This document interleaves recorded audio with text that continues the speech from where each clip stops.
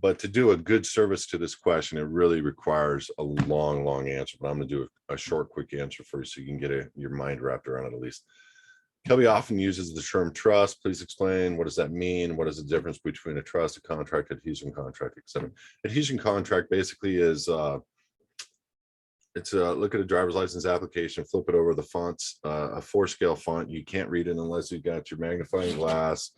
And then on the bottom right of the contract in the very corner says also includes all subsections of Title 700 of the IRS code, which is 4 inches thick. So an adhesion contract is something that is kind of like of trickery. Like in the state of California, you need to be a 6-font contract. Not even the state agencies honor that. And so when you're looking at a contract, what are the elements? Offer, acceptance, consideration, performance, and full disclosure. 2 people agreeing to one thing.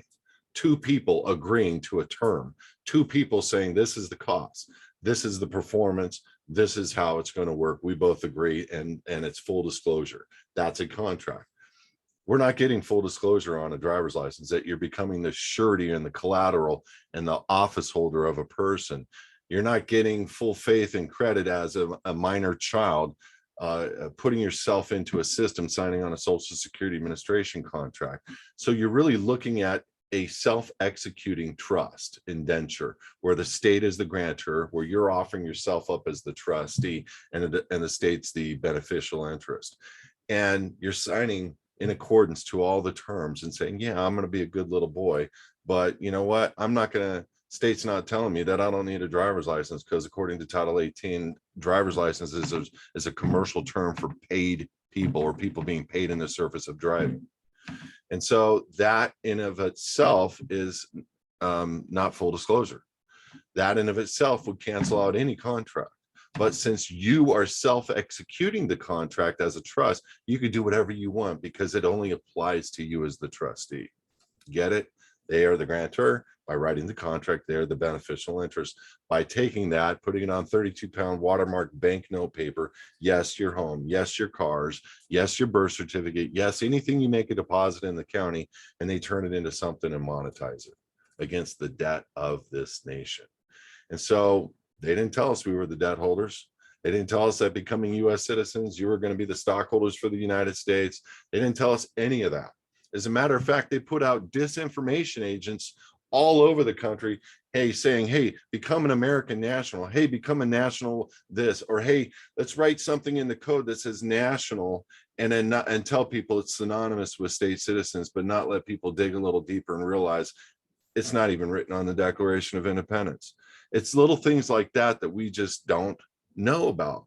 And they are doing this by design to make people fail and continue to be under their rule and under their jurisdiction. Remember, they serve us. We don't serve them. But everything they've done from a U.S. code standpoint sure looks to the contrary. So why would I want to be an employee of that agency? And why would I want to sign a trust indenture or a form that they created that I'm the only one signing, so it doesn't need to have the rules and procedures of offer, acceptance, consideration, performance, and full disclosure? I'm the one that's saying, hey, that's cool. I'll be the trustee of that. Just give me the benefit. Give me the driver's license. And so because of that, because it's a single-sided trust indenture, I'm able to change the trust any which way I want. Do you understand? Because I put the offer out, they don't respond.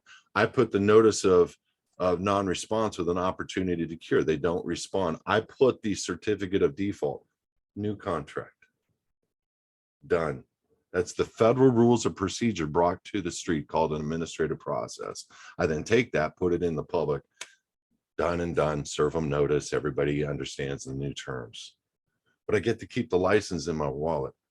I just stopped using credit cards. I stopped doing the things in which enrich them.